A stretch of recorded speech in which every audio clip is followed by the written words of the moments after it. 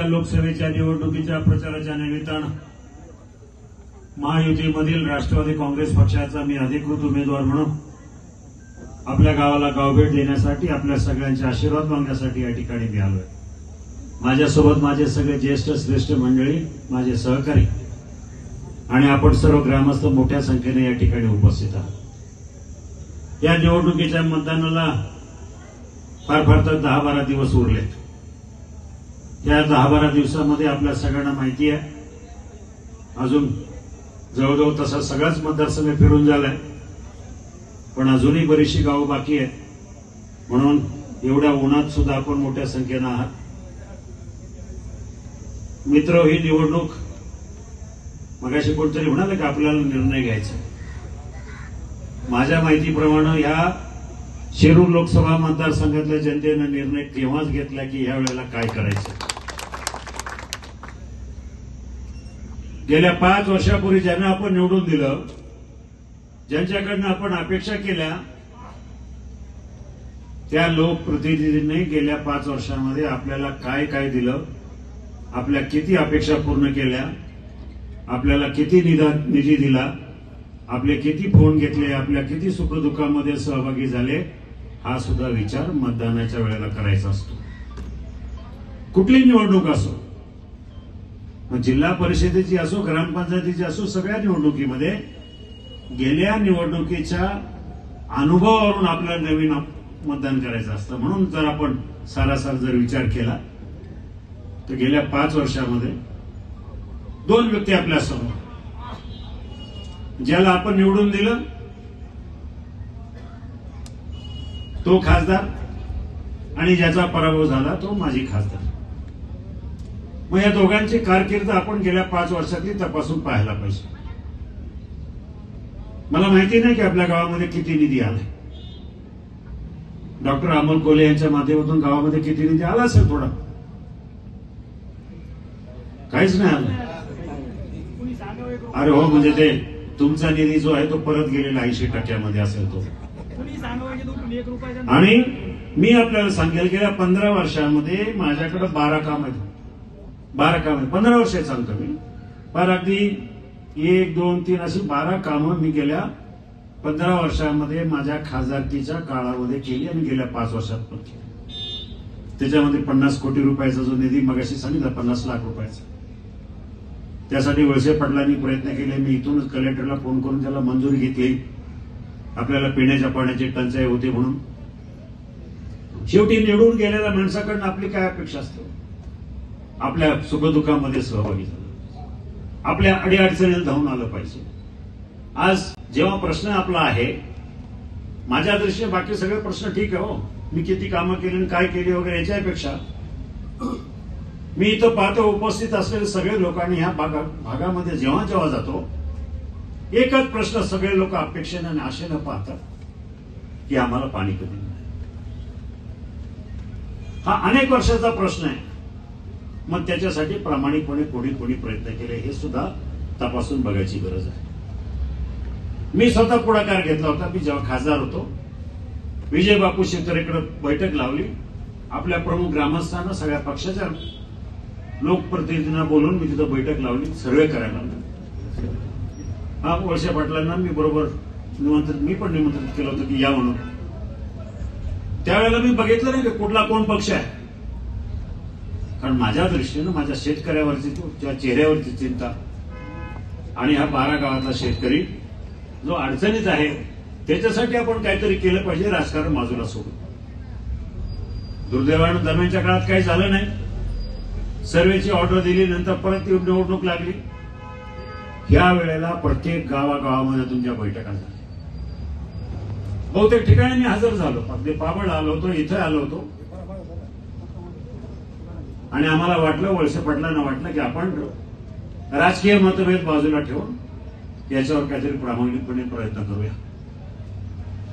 आम्ही दोघांनी ठरवलं, नागपूरला बैठक घेतली। आपण सगळी मंडळी त्या ठिकाणी आलो।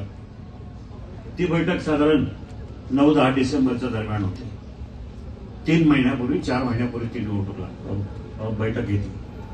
त्या बैठकीनंतर सर्वे करायचे किंवा अधिकाऱ्यांना कागदपत्र जुळवायचे आदेश देवेंद्रजी फडणवीस यांच्याकडे खात असेल व त्यांनी दिली. दुर्दैवानं इलेक्शनचं माहोल तयार झालं. सगळं काही इलेक्शन निवडणूक अशामुळं ते प्रकरण जरी पाठीमागे राहिलं असलं तरी 8 दिवसापूर्वी मी वळसे पाटलाकडे हॉस्पिटलमध्ये गेलो त्यावेळेला अर्धा तास आमची ही चर्चा झाली की हा सुद्धा महत्वाचा प्रश्न आपल्याला सोडवला. अजितदादांबरोबर चर्चा झाली माझी ज्यावेळेला प्रवेशाचा दिवस होता माझा मंचरला. वळसे पाटलांच्या घरी सुद्धा मी म्हटलं साहेब दादा हे 2-3 प्रश्न आपल्याला सोडलं पाहिजे. अडचण होती.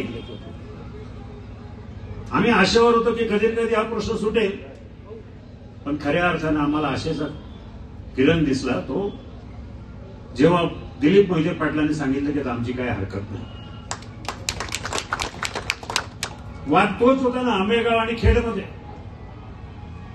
तो वाद मिटल्यानंतर त्यांचं हे झालं की ठीक आहे त्या भागातल्या गावांचं जर कल्याण होत असेल तर मी आणि त्याच्याबरोबर माझी सुद्धा 4-5 गावं येत असतील तर आमची काही अडचण नाही आणि त्याप्रमाणे अधिकाऱ्यांना आम्ही तशा सूचना दिलेल्या आहेत. मी आता इलेक्शनला आलो म्हणून मतं मागायला आलो म्हणून बोलत नाही पण मी आपल्याला आवर्जून सांगेल की ही इलेक्शन होऊ द्या. आचारसंहिता संपल्यानंतर पहिली बैठक मी कुठली लावेल तर फक्त या प्रश्नाच्या संदर्भात कारण मला याचं गांभीर्य कळतंय हो. आणि म्हणून सगळा हा एक प्रश्न तर आपल्याला सोडवायचाच आहे. असे अनेक प्रश्न आहेत. मला आता एक निवेदन आलं आपले ठाकरवाडीचं टोकाची ठाकरवाडी आणि पिंपळखोरी ठाकरवाडी आदिवासींच्या राहत्याच्या जागेसंदर्भामध्ये मी तिथं जाऊन आलो.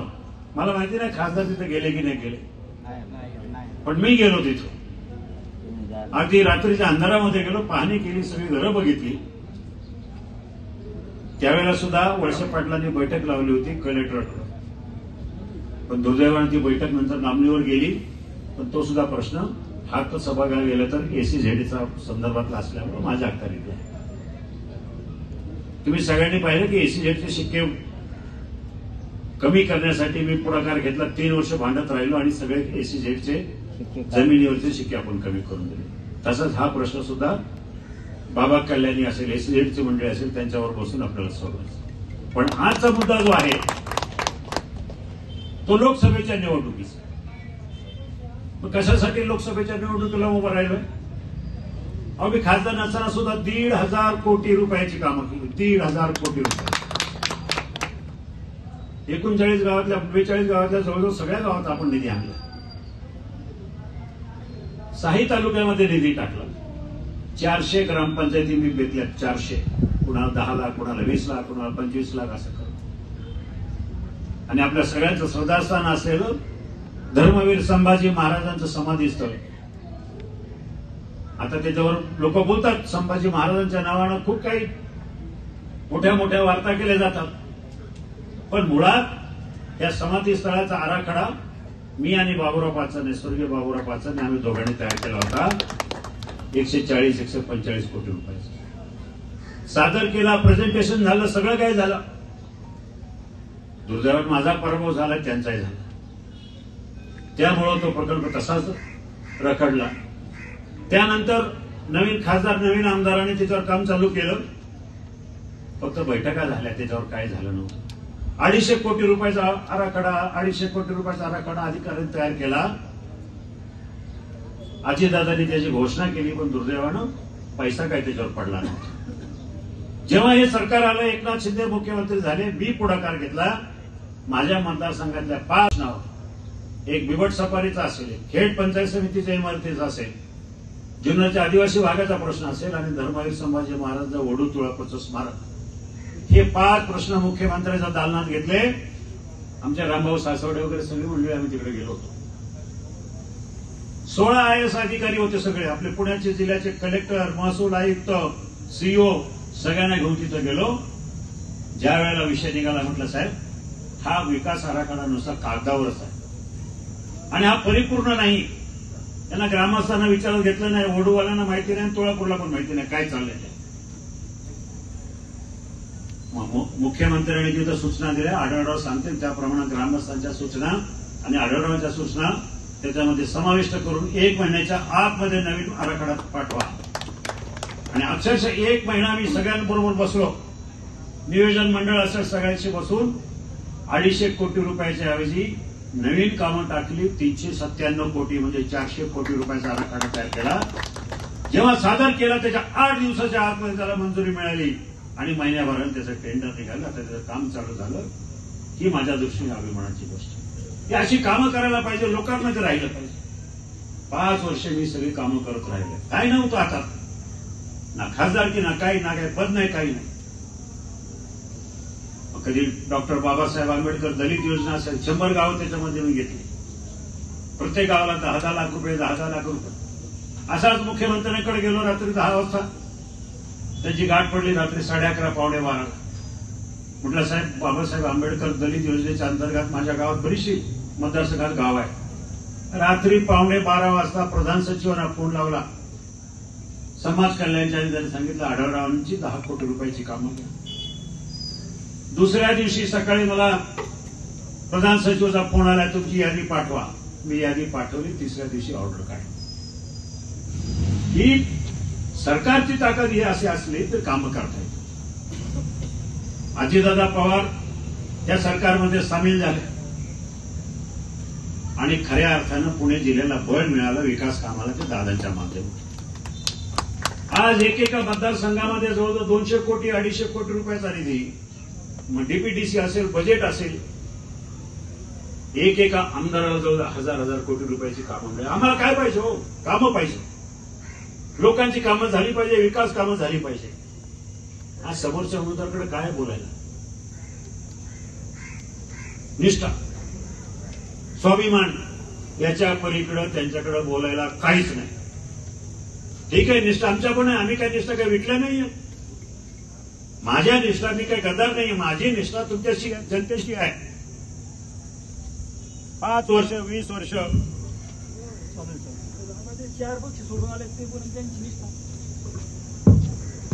20 वर्ष मी जनतेबरोबर राहिलो. तुम्ही मला पाहिलं 20 वर्ष काम करत असताना मी माझा घरदार प्रपंच संसार सगळं सोडलंय. माझा धंदा पाणी घर मंडळी सगळी मुंबईला आहे. एकटा मी लांडवडीला राहतो फक्त लोकांच्या सेवेसाठी.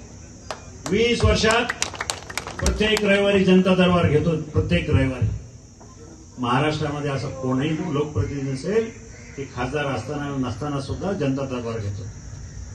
गेल्या 20 वर्षात जवळजवळ 812 813 जनता दरबार रविवारचे झाले. आणि म्हणून मला या कामाच्या जोरावरच मला उभं राहायचं आहे. ते ह्यासाठी की केंद्र सरकारचे महत्वाचे प्रश्न. एक तर माझा हा 12 गावाचा प्रश्न आहे, आनेपाटराचा पाण्याचा प्रश्न आहे, आपल्या 12 गावाचा पाण्याचा प्रश्न आहे, म्हाळसाकांच्या पाण्याचा प्रश्न आहे. आपल्याकडे कळमोडीचा विषय आता क्लिअर झालेला आहे. चाकणचं ट्रॅफिक आहे, तळेगाव चाकण शिक्रापूरचं ट्रॅफिक आहे, वाघोली पुणे नगर रस्त्याचं ट्रॅफिक आहे आणि पुणे नाशिक रेल्वेचा प्रश्न आहे. आणि हे सगळे प्रश्न सोडवण्यासाठी केंद्राकडनं कमीत कमी 50,000 कोटी रुपयाची गरज. काल सन्माननीय पंतप्रधान तिथे आले होते. त्यांच्या कानात बोललो मी गाडीत बसताना की त्यांनी मला विचारलं, पाटिल साहब आपको प्रॉब्लम क्या है इसमें, आपके क्षेत्र में क्या जरूरत है. मी त्यांना म्हटलं सर मुझे सिर्फ 50,000 करोड रुपया चाहिए. तर ते म्हणाले तुम्ही निवडून या, तुमच्या प्रश्नांना निधी देण्याचं काम मी करेल. अशा प्रकारचे त्यांनी शब्द दिले. एका बाजूला दादांची ताकद, एकनाथभाई शिंदे यांची ताकद, देवेंद्रजी फडणवीस यांची ताकद आणि दुसऱ्या बाजूला या देशाचं नेतृत्व करणारे नरेंद्र मोदी यांची ताकद आपल्या सगळ्यांच्या पाठीशी असले तर मतदारसंघाचे प्रश्न सोडवण्यासाठी आपण कुठेही कमी पडणार नाही. फक्त मला यावेळेला मोठ्या मताधिक्याने निवडून द्या. यावेळेला माझं चिन्ह आहे घड्याळ. लोक म्हणतात यांनी पक्ष बदलला वगैरे काही नाही आहे. असा पक्ष बदल होत नाही की माझ्या पक्षाचा मूळ पक्षाचा पक्षप्रमुख मला सांगतोय की आढळरावजी तुम्ही 5 वर्ष काम केलं, ही जागा आता राष्ट्रवादीला आहे आणि तुम्ही घरी बसण्यापेक्षा राष्ट्रवादी काँग्रेस पक्षामधून जाऊन लढा, माझी तुम्हाला परवानगी आहे. असा पक्ष बदल कुठं होतो? कुणी करतं का? मला ज्या दिवशी पक्षप्रवेश होता मंचरला त्यावेळेला शिवसेनेच्या 50 गाड्या लांडवडी बंगल्यात होत्या. फक्त मला लांडेवाडीवरून मंचरला पक्ष प्रवेश ज्या कार्यालयात होतं तिथं सोडण्यासाठी आले होते, हे प्रेमाचं निरोप द्यायला आले होते. असा पक्षप्रवेश गद्दारी नव्हती, हे प्रेम होतं. आणि शिवसेना, भाजप, राष्ट्रवादी हे तिघेही महायुतीतले घटक पक्ष असल्यामुळं तिन्ही पक्षानं ठरवलं की आढळरावांना यावेळेला उमेदवारी द्यायची आणि हा मतदारसंघ जिंकायचा. म्हणून माझी सगळी मदत आहे माझ्या मायबाप जनतेवर आहे. मला आशा आहे की आपण सर्वजण 13 तारखेला या कुठल्याही भावनांना बळी पडू नका. काही घेऊन येतील, कांद्याचा प्रश्न घेऊन येतील. कांदा तर त्यांना आता आठवलाय, पण कांद्याचाही प्रश्न आता सुटलाय. दुधाच्या भावाच्या संदर्भात सरकारनं सकारात्मक पावलं उचलली आहे. अजूनही गोष्टी संसदेमध्ये जाऊन आपल्या शेतकऱ्यांच्या शेतीमालाला भाव मिळावा यासाठी मी स्वतः प्रयत्नशील राहील. एवढंच या ठिकाणी सांगतो आणि थांबतो. धन्यवाद.